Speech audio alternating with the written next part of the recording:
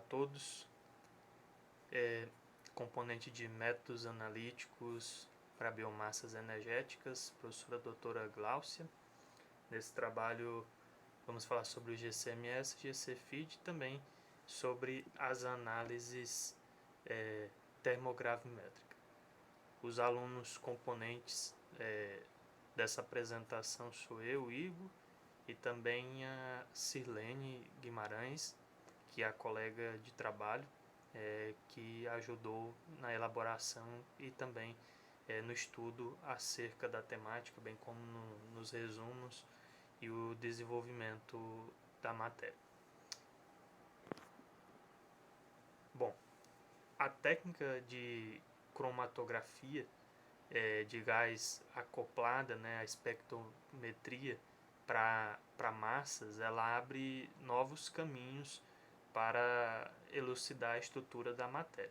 Assim como podemos ver nessa imagem, um analisador GCMS.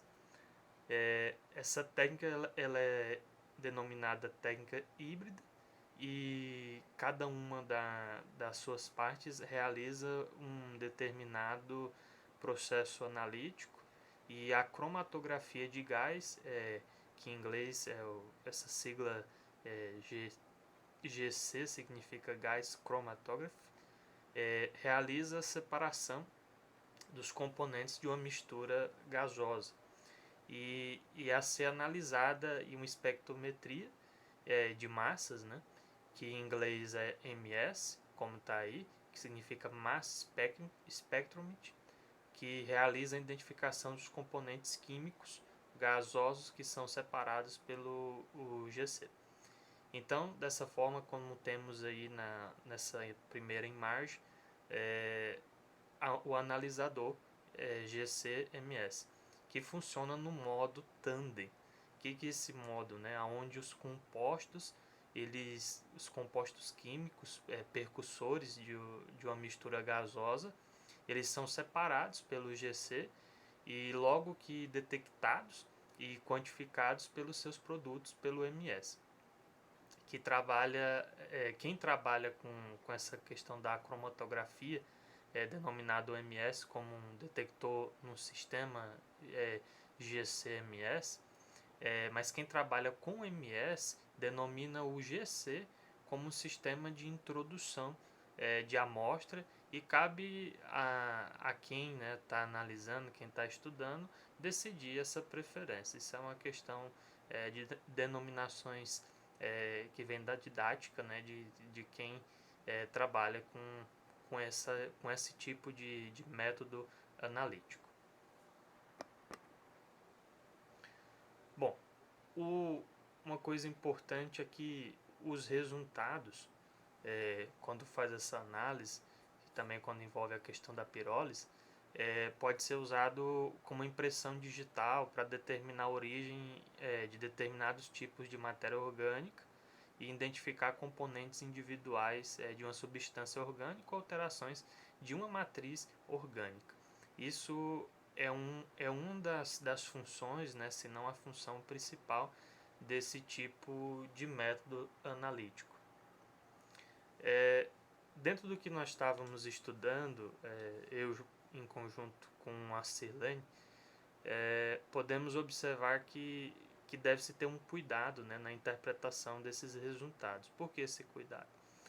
Porque quando as estruturas dos blocos de construção original, dos materiais macromoleculares, são complexos, são alteradas pelas reações secundárias nessa análise. E, por exemplo, a ciclização de aminoácidos alinfáticos e as reações de levoglucosanto, que formam os aldeídos, as cetonas e os fenóis. Então, esse é um cuidado ao fazer esse tipo de análise, que os livros, as introduções sobre esse método deixam para cada uma das pessoas que vai utilizar essa metodologia. Bom, aí vocês têm a imagem do analisador GCMS. O GCMS ele aumenta o poder analítico enormemente da química. O GC, quando ele é acoplado com outro detector, não sendo o MS, que pode, tal como o de ionização de chama, que é o Flame Inoxidectum, que é o FID, né? É conhecido como GC-FID.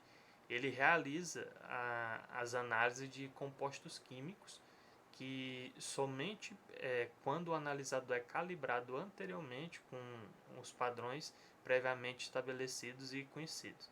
Então, por outro lado, o MS ele discrimina os analitos por meio de sua razão massa-carga, mas tem a contribuição do seu espectro de fracionamentos moleculares, além da contribuição de isotópicas, facilitando a identificação do analito por meio do espectro de massas, conforme podemos ver nessa figura. Então, o detector, né, dos analitos é o espectrômetro de massas, e o MS está constituindo a fonte dos íons com analisador e detector. Então, quando uma dessas substâncias ela emerge na coluna e ingressa no espectrômetro de massas, através dessa linha, né, de transferência, conforme podemos ver aí na imagem, a mesma interage com os elétrons acelerados, emanados por um filamento, gerando íons de analito na fonte de íons. Nesse local, os analitos na forma de íons são fragmentados de acordo com as suas ligações químicas, conforme podemos ver nessa imagem, seguindo um padrão de fragmentação constante e único, né, para uma dada energia de ionização que geralmente é de 70 volts, tal como impressão digital para cada molécula do analito em estudo, que ele facilita a construção de um banco padrão de espectros de massa de interesse, e entre esses padrões a National Institute Standards for Technology, que é o NIST. Então, é o que podemos ver dessa imagem. E no terceiro, né, e último tópico, abordando acerca dos métodos termogravimétricos e as suas aplicações. Aí temos um exemplo, né, uma imagem do equipamento utilizado para esse método. Uma análise, em resumo, né, uma análise térmica que se avalia perda ou ganho de massa da amostra em função da temperatura sobre as determinadas condições atmosféricas e sobre o programa controlado da temperatura.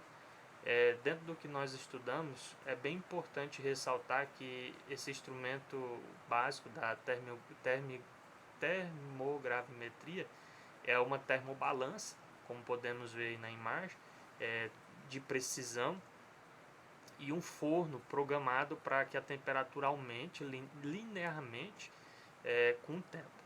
E assim, a termobalança ela apresenta uma elevada sensibilidade, reprodutibilidade e insensibilidade às variações externas, bem como rápida resposta às variações da massa quando está analisando.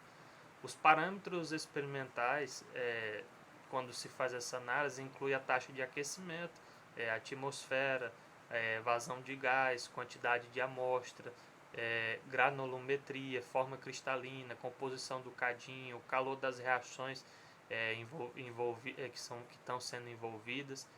E por meio da termogravimetria, além de se avaliar os fenômenos químicos e físicos, também é possível determinar a pureza e a estabilidade térmica de padrões primários e secundários, investigar as temperaturas corretas de secagem e adequar várias formas de pesagem para análise da gravimétrica, né? E determinar a composição de ligas e misturas. Então, desse modo, na termogravimetria, os resultados são apresentados na forma de uma curva termogravimétrica, que alguns utilizam a sigla TG, em que se registra a variação de peso em função da temperatura do tempo, ou na forma da curva termogravimétrica derivada, que é a DTG, em que se registra, né, a primeira derivada da TG contra a variação da temperatura ou do tempo. Essa é a análise que fizemos acerca desse último tópico.